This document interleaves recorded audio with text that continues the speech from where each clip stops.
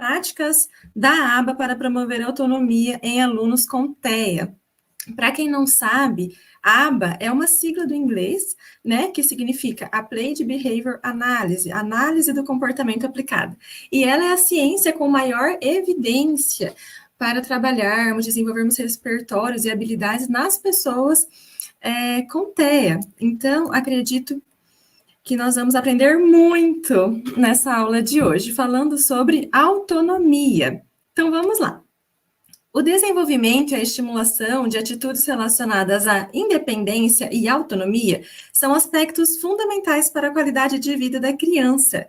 A autonomia, pessoal, é uma habilidade que está extremamente relacionada com autoconfiança e com autoestima.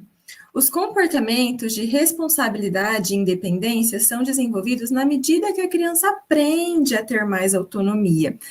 Pessoal, a autonomia é essencial para que essa criança ela possa ter tanto um repertório mais adequado, bem desenvolvido de atividades de vida diária e também para ter maiores oportunidades de estar com o outro, interagir, né, se relacionar socialmente e desenvolvendo muito a partir dessas interações.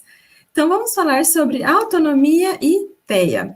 Uma pergunta muito importante a se fazer é: dentro do nível de suporte que a minha criança necessita, que tipo de autonomia eu posso fornecer a ela?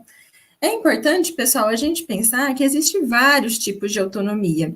E sempre quando nós vamos trabalhar com uma criança, seja em clínica, em sala de aula, em casa, nós temos que parar primeiro e analisar, entender qual é o nível de suporte que essa criança precisa.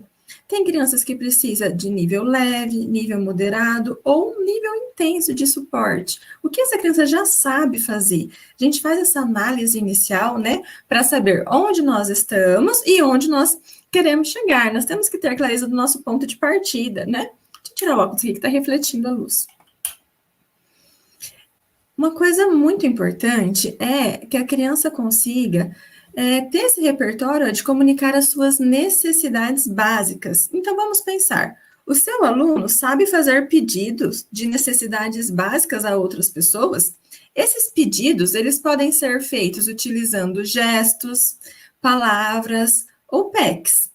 Quando nós falamos gestos, pode ser Libras, né? Língua Brasileira de Sinais, que também é uma comunicação, mas também pode ser gestos até sociais mesmo, que não faz parte da Libras, mas que nas interações a gente compreende, a gente usa muito. Ó, se eu fizer assim para vocês. Ó, silêncio, espera, depois, vem aqui, tempo, não, sim. Não necessariamente é Libras, né? Mas são gestos que as pessoas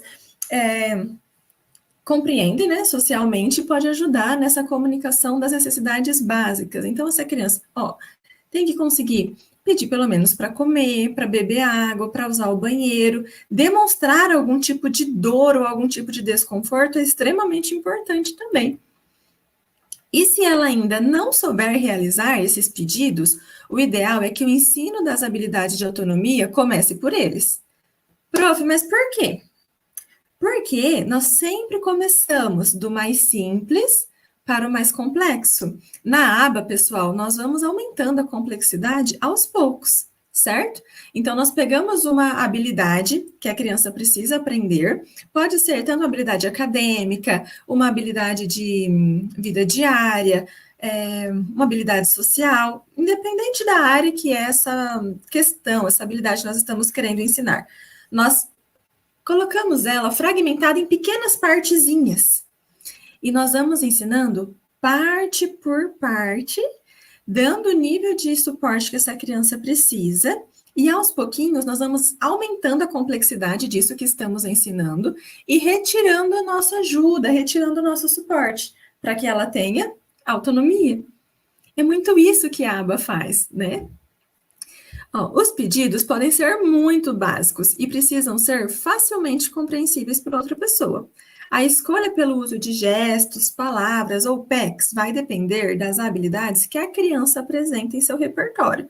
Então, pessoal, primeira coisa, como eu já disse para vocês, entender onde minha criança está e onde eu quero chegar com ela. Porque daí você consegue ter mais clareza dos seus objetivos de curto, médio e longo prazo.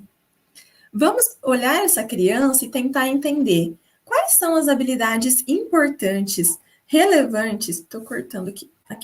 As habilidades importantes, relevantes e que estão em déficit.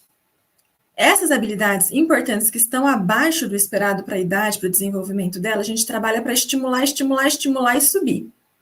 Agora, os comportamentos problemas, inadequados, comportamentos que estão sendo barreiras para o desenvolvimento dessa criança, nós trabalhamos para diminuir.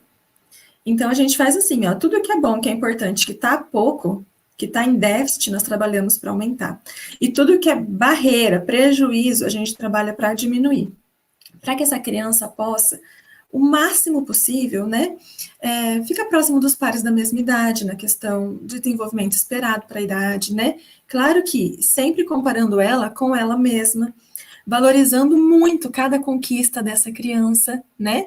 Mas pensando nisso, opa, o que eu tenho que diminuir, o que eu tenho que estimular dentro da autonomia, assim também que nós trabalhamos, vendo dessa forma, né?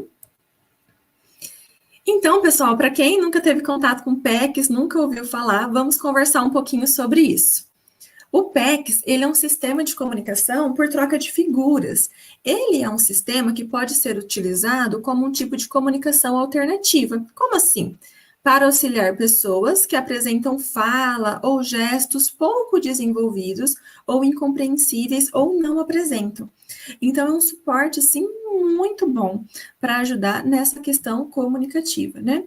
O objetivo do PECs é fornecer maiores possibilidades de comunicação a indivíduos que não conseguiriam alcançá-los por outros meios. Então, ele é um recurso concreto que ajuda muito. Antes de eu conhecer sobre o PECs, eu tinha um pensamento bem enganoso. Eu ficava pensando assim, poxa vida, mas se a criança vai pegar as imagens, olha só meu pensamento que inadequado é. Vai pegar as imagens, colocar nessa plaquinha e entregar para nós, aí ela não vai precisar falar, porque ela entrega a plaquinha. Mas não é isso. O PECs, pessoal, a criança, ela vai sendo estimulada a falar com aquelas imagens. A imagem é um suporte para estimular a linguagem dela. Ou quando a criança realmente, né, não tem esse comportamento vocal, ou seja, ela realmente não tem a condição da fala, ele vai servir justamente para auxiliar, para que essa comunicação dela seja efetiva. Isso é extremamente importante para a autonomia, porque nós precisamos conseguir nos comunicar, nos relacionarmos, para ir aprendendo por imitação, pelo contexto. Tem contextos que favorecem alguns comportamentos, outros que não favorecem. Então, tudo isso faz parte do desenvolvimento da autonomia para as nossas crianças, certo? Então, não pensem que o PECs, ele substitui. Não, ele é um suporte, ele ajuda muito.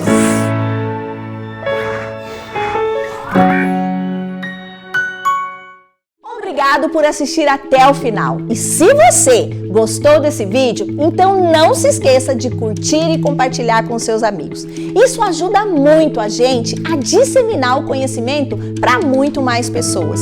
E se ficou alguma dúvida ou sugestão, pode deixar aqui embaixo nos comentários que teremos o maior prazer em responder. Eu adoro quando vocês contam as histórias de vocês em sala de aula, porque isso enriquece muito a discussão. E aqui na Rema, o conhecimento não tem fim. Quer saber mais? Clique aqui no vídeo que está aparecendo na sua tela para aprender ainda mais. Até a próxima!